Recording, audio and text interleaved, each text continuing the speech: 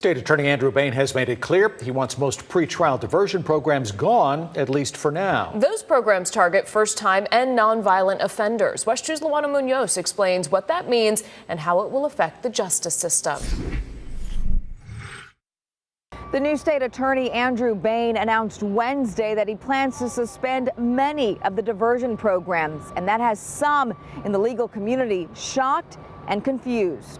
When Mr. Bain was campaigning to keep his seat as a judge, he supported the idea of all of these diversion programs. He spoke very highly of them and the benefits that they provided the citizens of Orange County. For first-time offenders or crimes that aren't extreme, one criminal defense attorney that we spoke with says diversion programs are a major benefit. They're young people who've committed a crime and they want to not ruin their life and still be able to be productive members of society. Is very helpful. Diversion programs benefit young people, veterans, and those who find themselves in situations they weren't expecting, like Samuel Steele, who faced a potential felony charge over a bag of marijuana.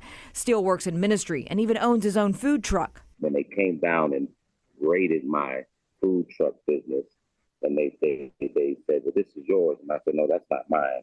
So it was not a part of my character. It wasn't part of anything of my character.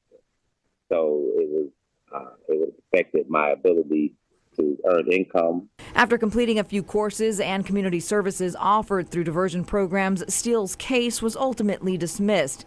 Diversion programs allow people the ability to take classes that divert them from doing jail time or having a criminal record. Without them, their cases remain open, and that's a problem. So, for example, if you're applying for a job, some employers will say, while you have an open criminal case, we can't hire you. That could be the same for trying to rent, buy property, get a loan. And that leads many in the criminal justice system pleading to crimes they normally would not have. Now, we have made several attempts to reach out to Andrew Bain, but haven't heard back from him just yet. Reporting in Orlando, I'm Luana Munoz, WESH 2 News.